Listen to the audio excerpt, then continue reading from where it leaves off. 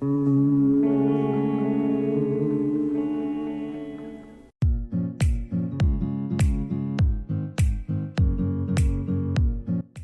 Daniela Alcántara Tapia del grupo 602 y les voy a hablar sobre la República Popular China.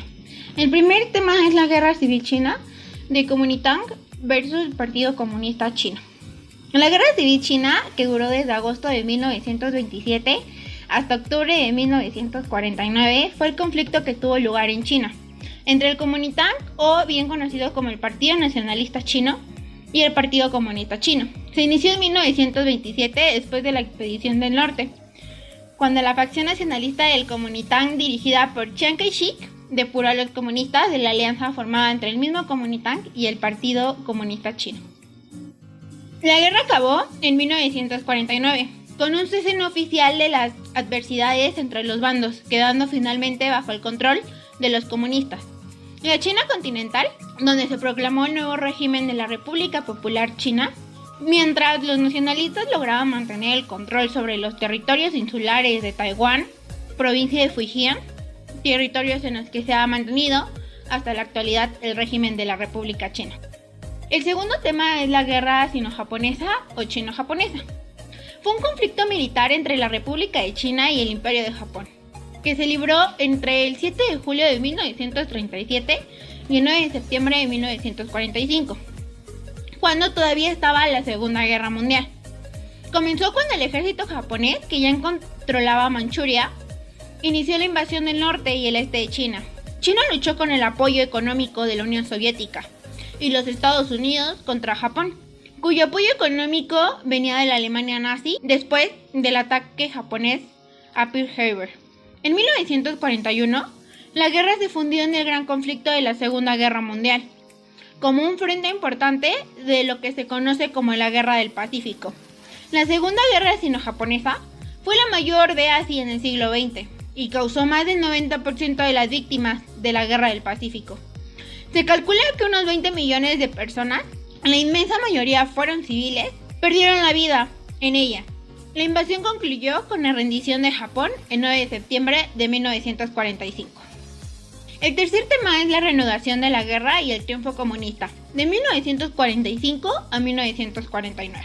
El lanzamiento de la bomba atómica sobre ciudades japonesas y la entrada de la URSS en la Guerra del Pacífico llevaron a los nipones a la rendición mucho más rápida de lo que los chinos habían imaginado. En los términos de la rendición incondicional del Japón, dictados por los Estados Unidos, a las tropas japonesas se les ordenó entregarse al Kuomintang y no a los comunistas. El final repentino de la Segunda Guerra Mundial en Asia Oriental provocó la afluencia de más de 1.500.000 hombres del Ejército Rojo de la URSS hacia las provincias manchúes, con el propósito de tomar las posiciones japonesas y recibir la rendición de 700.000 efectivos nipones estacionados en la región. Ese mismo año, Chiang Kai-shek acabaría llegando al convencimiento de que carecía de los medios necesarios para impedir que el Partido Comunista Chino se hiciera con Manchuria. Después de la retirada programada de los soviéticos, para poder evitarlo se llegó a un acuerdo con los rusos, de manera que estos retrasaran su retirada hasta que el Kuomintang hubiera trasladado a la región una cantidad suficiente de sus mejores hombres y equipos. Los soviéticos aprovecharon la prolongación de su estancia para poder desmantelar todo el parque industrial manchú y trasladarlo a su país, devastado por la guerra.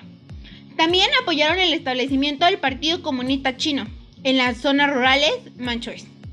El general Eugene Marshall llegó a China, tomando parte en las negociaciones para un cese de las hostilidades entre el Kuomintang y el Partido Comunista Chino. Según sus términos, se formaría un gobierno de coalición que daría cavidad a todas las facciones políticas o militares de China. Ni los comunistas, representados por Zhou Enlai, ni los enviados de Chiang Kai-shek estaban dispuestos a transigir en ciertos aspectos fundamentales, ni a renunciar a los territorios adquiridos a raíz de la rendición japonesa.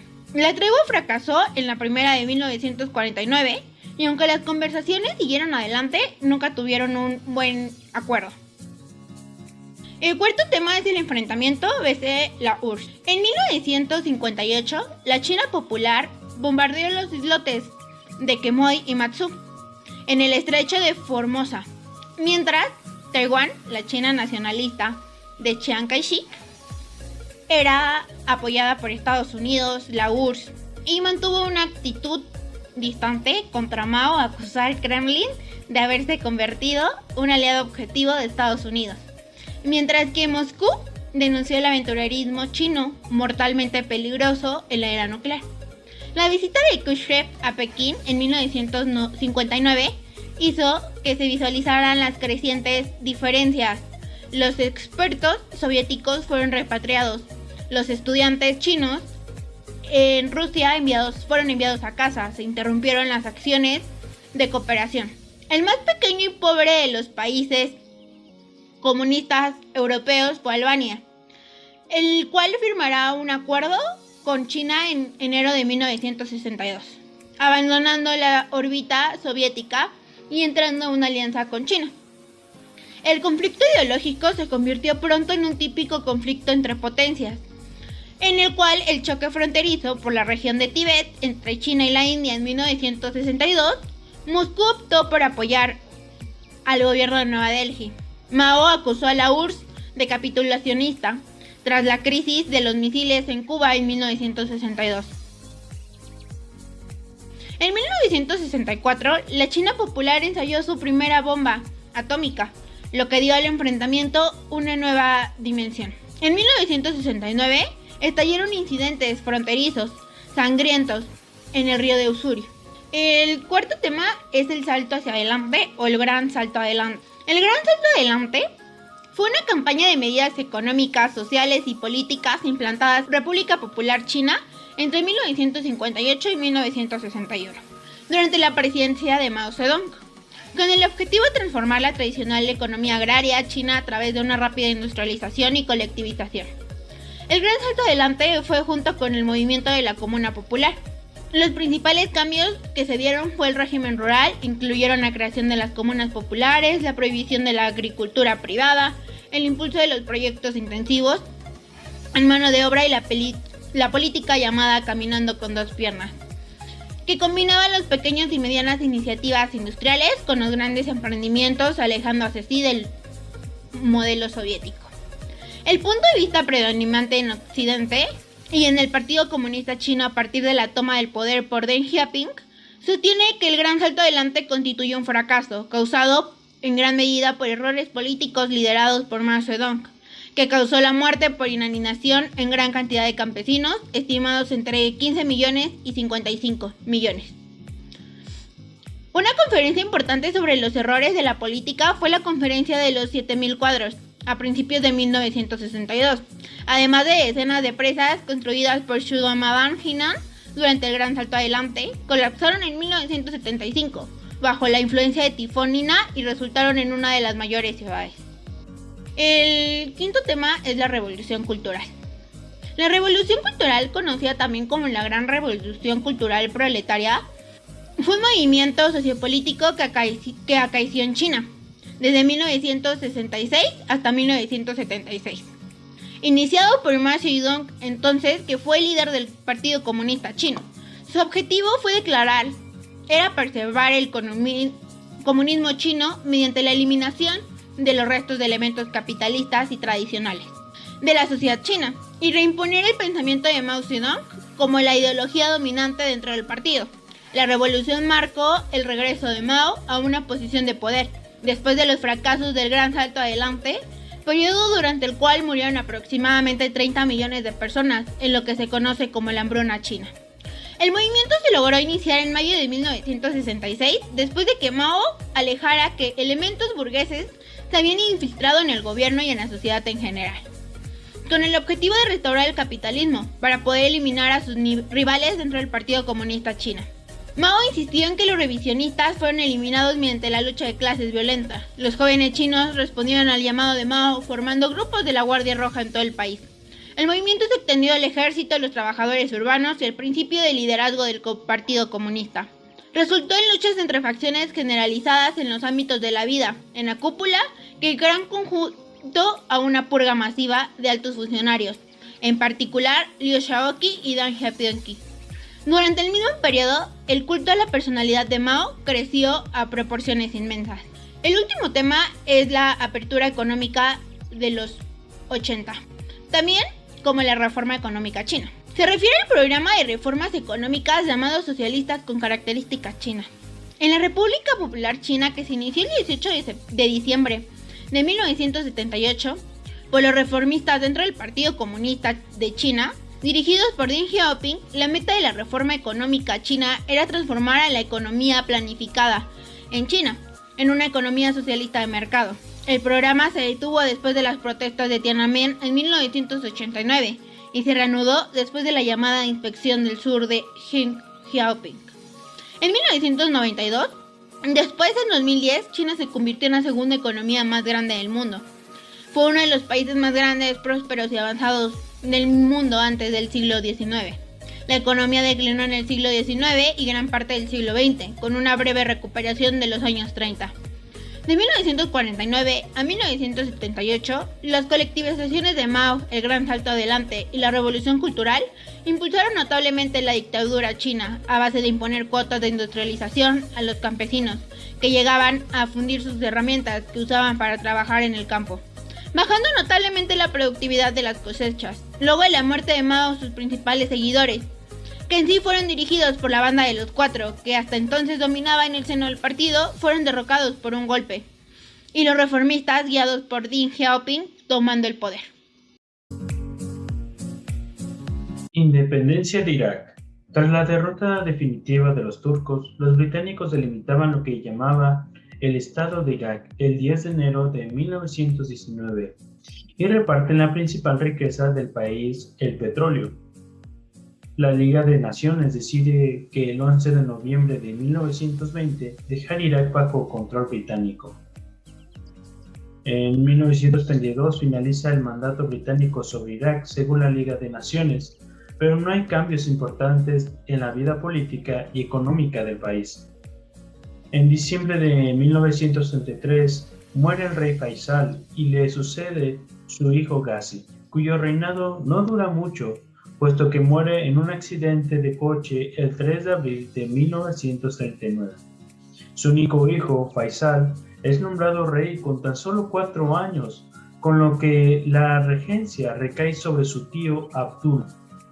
Aprovechando la debilidad de la monarquía y la ausencia de los británicos, el militar Rashid destrona a Faisal II en 1941, pero una nueva invasión del ejército británico devuelve al trono a Faisal II y a su regente en mayo de ese mismo año.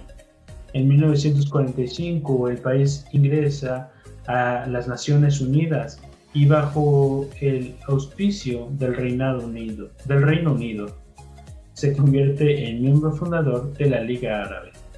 Llegada al poder de Saddam Hussein, en julio de 1979, el presidente Hassan al-Banna renunció y fue sustituido por el vicepresidente Saddam Hussein, que intentó llevar a Irak a un puesto de liderazgo en el mundo árabe. Guerra Irán-Irak.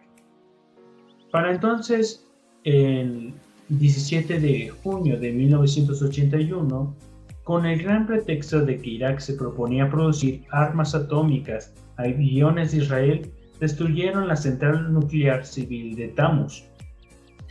Y durante la guerra de los sauditas y los kuwaitíes, tratando de frenar el fundamentalismo iraní, otorgaron créditos a Bagdad, que fueron utilizados tanto en un conflicto como en obras de infraestructura. Luego, en 1988, Irak solo se quedó con 2.600 kilómetros cuadrados de territorio iraní y con un ejército poderoso que pronto encontró un pretexto para volver a actuar.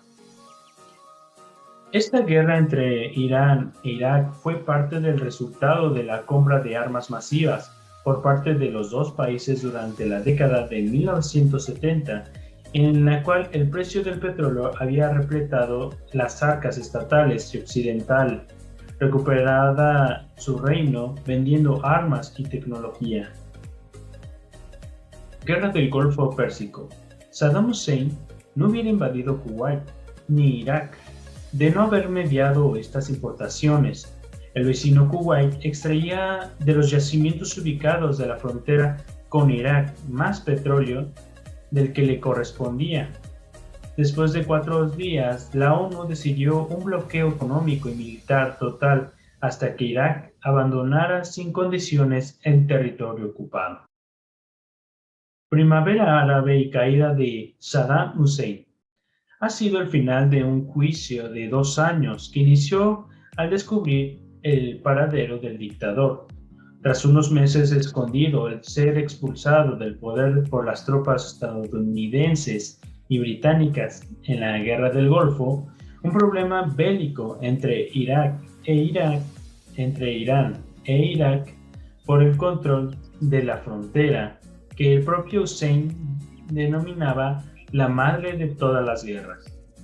Este dictador, que ha sido representante del Partido Árabe Socialista y en 1945 ha sido condecorado por el dictador español Francisco Franco, ha sido impuesto mandatario de la República de Irak en 1979 y se mantuvo en el poder por 24 años.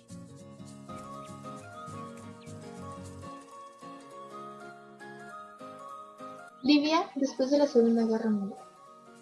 En 1943, Libia cae en manos de la administración británica, salvo la zona de Fezzan, ya que era controlada por Francia. Al terminar la guerra y el cambio de bando de Italia, se propuso la división tripartita de Libia. Estados Unidos y la Unión Soviética se opusieron y se estipuló que el territorio estaría en tutela de Naciones Unidas, obteniendo dos oposiciones políticas. La primera fue por parte de los progresistas, ya que defendían la creación del Estado Democrático Unitario, y la segunda fue por pueblos originarios de la Cirenaica. Defendían un reino cuyo líder sería Mohamed Idris. En 1943, Italia se quedó sin colonias a causa del Tratado de Paz que puso fin a la Segunda Guerra Mundial, y así perdió la libre Italia. El 21 de noviembre de 1949, a través de la Resolución 289, Naciones Unidas fijó la independencia de Libia para el 1 de enero de 1952 sin tener en cuenta ninguna realidad geográfica, histórica, religiosa, cultural y política. La ONU impuso el nacimiento de un país soberano, constituido por las 3 principales regiones independientes. 1950.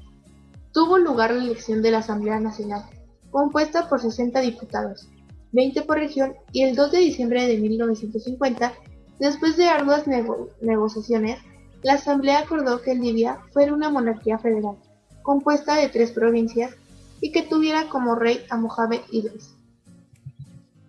El reino se asentó y adaptó gracias al reconocimiento internacional y el descubrimiento de yacimientos petroleros, permitiendo que Libia se convirtiera en el país más rico del continente. Sin embargo, se desconocía el problema libio. El país era regido por pueblos originarios de Cirenaica. Como equilibrio, el rey nombró como primer ministro a Mahmud, sin especificar monarquías fuera de la tribu, convirtiendo el régimen en totalitario. Después de manifestaciones, el rey prohibió partidos políticos. Revolución 1 de septiembre de 1969. Gracias al descubrimiento de importantes reservas de petróleo, en 1959, el reino de Libia pasó de ser una de las naciones más pobres del mundo a un estado rico. Sin embargo, aunque el petróleo mejoró de forma energética, las finanzas del gobierno libio y el resentimiento entre la población comenzó a crecer debido a la concentración de la riqueza en manos del rey Idris. El descontento aumentó con el auge del nacionalismo y el socialismo en el mundo árabe. Gracias a un golpe de Estado liderado por una facción joven, izquierdista y revolucionaria de militares, encabezado por el coronel Muhammad, con el fin de derrocar a Idris y a su régimen, se dio inicio en la ciudad de Sabha, al centro del país, extendiéndose rápido por toda Libia, incluyendo Trípoli.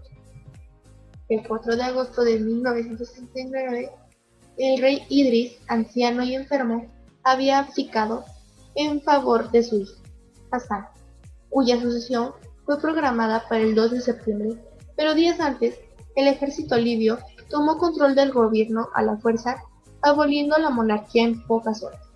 La recepción popular del golpe de Estado, sobre todo para los jóvenes de las zonas urbanas, fue entusiasta.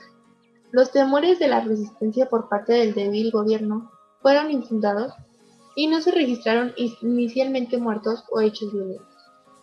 En su primer comunicado, el mismo 1 de septiembre, el nuevo Consejo del Comando Revolucionario proclamó la República Árabe Libre, cuyo primer gabinete se conformó oficialmente el 7 de septiembre.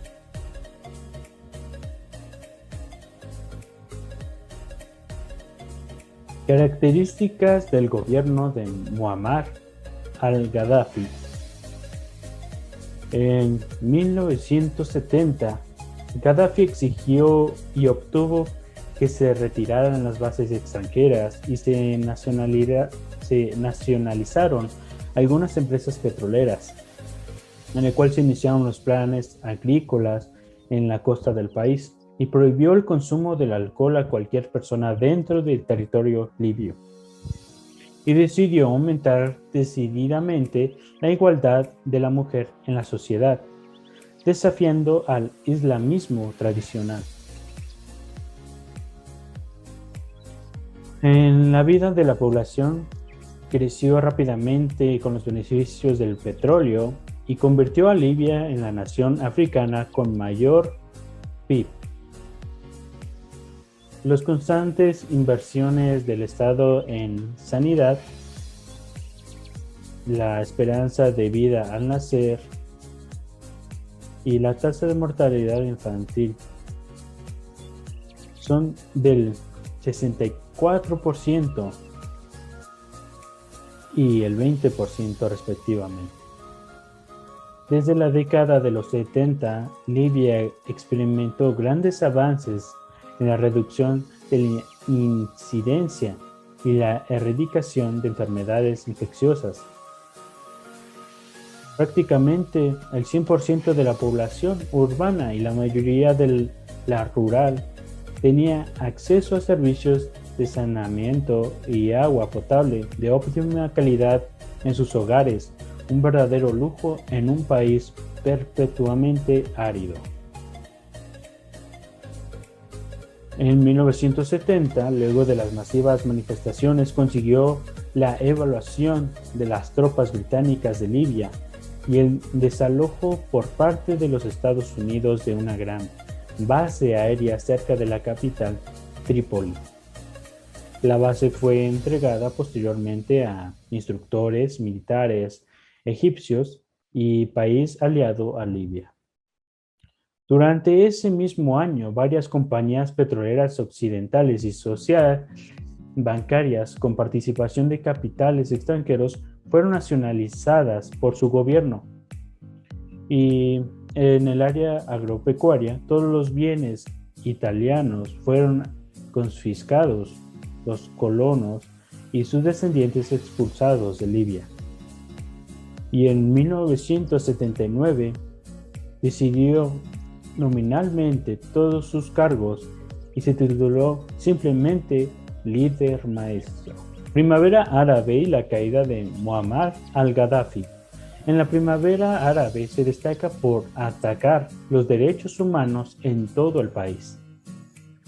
Algunos ejemplos son, o más bien no ejemplos, sino lo que sucedió. Fue que todas las partes han cometido crímenes de guerra y abusos graves contra los derechos humanos, tales como ataques directos e indiscriminados contra la población civil y sus bienes, y cientos de personas han sido secuestradas, torturadas debido a su afiliación política o tribal percibida, origen o opinión. Los grupos armados están fuera de control. El denominado Estado Islámico tomó algunas áreas donde ha llevado a cabo asesinatos en forma de ejecuciones públicas, en ocasiones dejando los cadáveres de las víctimas expuestos ante el público. Y algunas personas migrantes y refugiadas se enfrentan a graves abusos. Muchas de ellas son torturadas, explotadas y sometidas a abuso sexualmente a lo largo de las rutas de tráfico de entrada y salida de Libia. La muerte de Muammar el-Gaddafi, el depuesto líder de Libia, ocurrió el 20 de octubre de 2011. El final de la batalla de Sirte en las afueras de la ciudad natal, Sirte en Libia, tras un ataque de la OTAN a su convoy. Muammar Gaddafi murió tras ser capturado por fuerzas rebeldes en su ciudad natal de Sirte, una fortaleza de los combatientes leales al depuesto líder. Durante las noticias sobre su captura, llegaron después de que los rebeldes tomaron control de la ciudad, tras varias semanas de intensos combates. Representantes del Consejo Tradicional Nacional dijeron que Gaddafi fue herido en un tiroteo y murió a causa de sus heridas.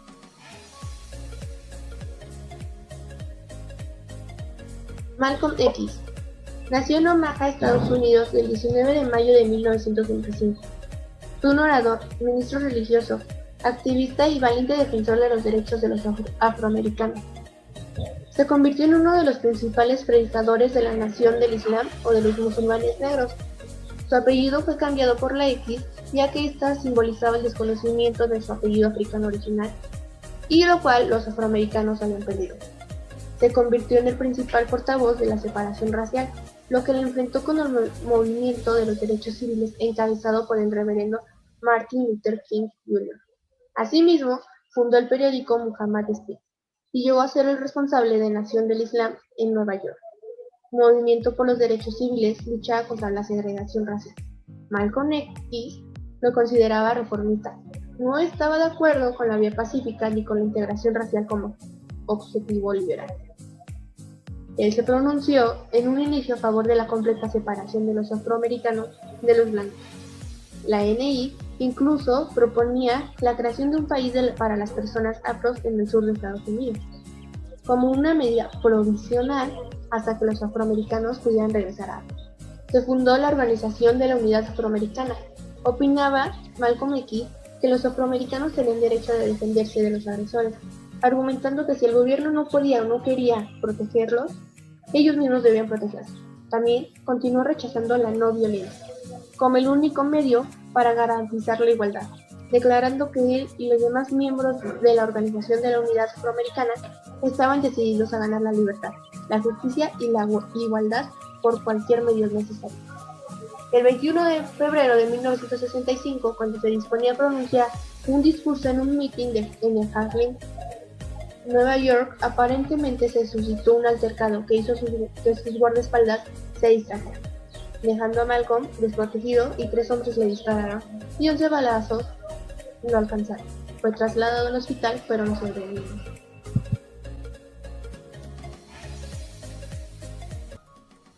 Se conoce como Revolución Popular Sandinista o simplemente Revolución Sandinista al proceso abierto en Nicaragua entre julio de 1979 hasta febrero de 1990, protagonizado por el Frente Sandinista de Liberación Nacional, llamado así en memoria de Augusto César Sandino, que puso fin a la dictadura de la familia Somoza, derrocado al tercero de los Somoza, Anastasio Somoza Debayle, sustituyéndola por un gobierno de perfil progresista de izquierda. Nace el 23 de julio de 1961 en Nicaragua. El Frente Sandinista de Liberación Nacional, FSLN, es un partido político de Nicaragua, fundado en un origen como organización política militar de izquierda. En 1961 por Carlos Fonseca Amador, Santos López, Tomás Borch, Silvio Mayorga y Germán Pomares Ordóñez, entre otros. Surgió dentro de la corriente del Movimiento de Liberación Nacional y se proclamó inspirada en el legado nacionalista y antiimperialista de Augusto César Sandino, del que tomó el nombre de sandinista. Sus miembros también son conocidos como sandinistas, quien sostuvo una guerra de guerrillas contra la intervención estadounidense en Nicaragua por ahí de 1927 y 1933. En 1979, tras una larga lucha, el FSLN logró el derrocamiento de la dictadura de Anastasio Somoza Debayle y la dinastía de la familia Somoza, que había gobernado el país durante décadas. Se estableció un gobierno en el cual los sandinistas gobernaron entre 1979 y 1990. Los logros de la revolución sandinista, que este 19 de julio cumple su 41 aniversario, se reflejan en aspectos sociales como la disminución de la pobreza, la ampliación de la red eléctrica nacional y el incremento de la seguridad hasta ocupar el primer puesto en Centroamérica. El Frente Sandinista de Liberación Nacional, FSLN, llegó al poder tras el derrocamiento en la dictadura de Anastasio Somoza el 19 de julio de 1979 y su dirigencia al frente del presidente Daniel Ortega. Emprendió una serie de cambios profundos para el beneficio de su pueblo.